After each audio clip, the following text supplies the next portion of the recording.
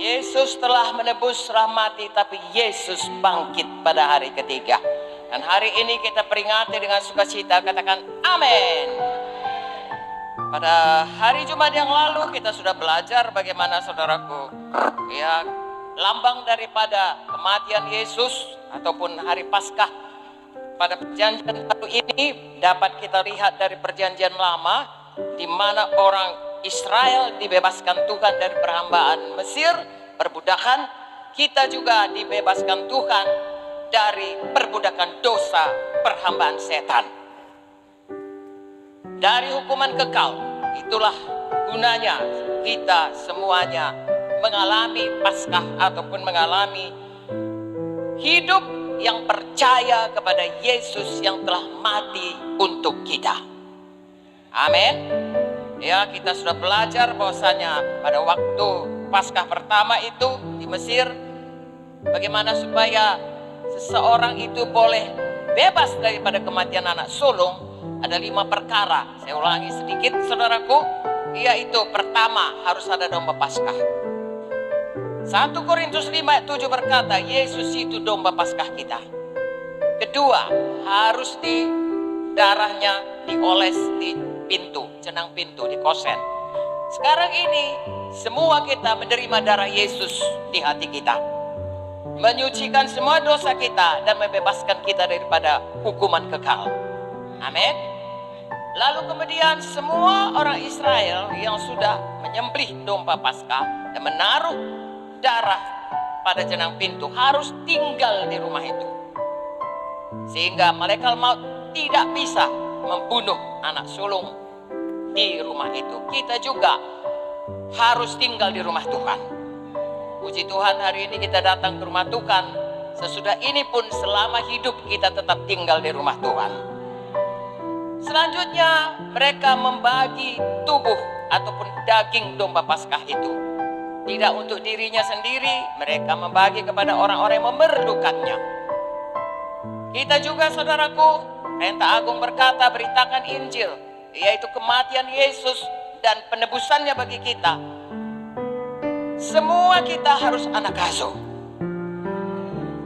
Dan yang terakhir, supaya mereka betul-betul bebas daripada Mesir, dari perbudakan, mereka harus berjalan keluar dari Mesir, maju terus sampai ke Kanaan. Walaupun ada laut Kulsum yang menghalangi mereka, mereka maju terus, mujizat Tuhan terjadi. Halangan demi halangan, sepanjang jalan mereka atasi sampai ke Kanaan. Kita juga demikian. Mulai kita selamat, lahir baru, kita maju terus. Kalau sudah waktunya kita dibaptis, kita maju dibaptis. Apapun halangannya, beri diri saudara dibaptis. Karena firman Tuhan jelas berkata, barang siapa percaya dan dibaptis, itulah yang diselamatkan. Karena baptisan itu menyatakan iman kita kepada Tuhan Yesus. Haleluya. Sehingga betul-betul hidup baru itu menjadi milik kita. Dan kalau kita kemudian saudaraku, firman Tuhan berkata, beritakan Injil, jadikan murid. Banyak halangan untuk jadi murid, maju terus saudaraku.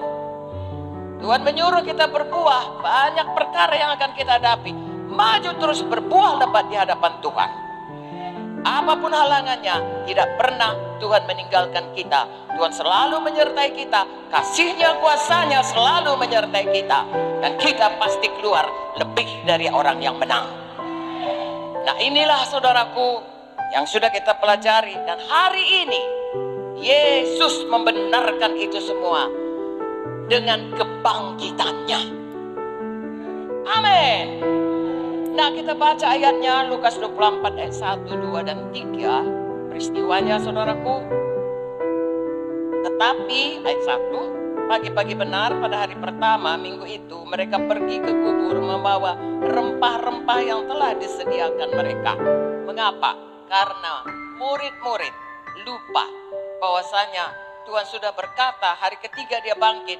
Mereka masih berpikir, berharap bertemu dengan Yesus yang masih mayat di kuburan. Itu sebabnya dibawanya rempah. Dan kemudian ayat 2 berkata, mereka mendapati batu sudah terguling dari kubur itu. Dan setelah masuk, mereka tidak menemukan mayat Tuhan Yesus. Mengapa saudaraku? karena Yesus sudah bangkit. Nah, inilah dia saudaraku yang harus kita sadari hari ini. Jangan pernah mencari mayat Yesus. Temukan Yesus yang bangkit, terima kuasa kebangkitannya. Amin saudaraku. Berapa kali Tuhan Yesus memperingatkan, aku akan disengsarakan, mengalami penderitaan, disalibkan, tapi pada hari ketiga aku bangkit.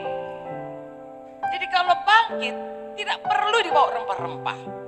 Yang perlu adalah percaya dan terima kuasanya.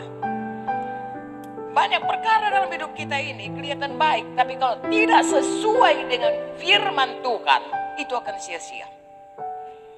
Itu sebabnya kita harus mengerti saudaraku, bahwasanya Kristus dibangkitkan supaya tidak sia-sia baik iman kita, baik pelayanan kita, baik seluruh hidup kita ini.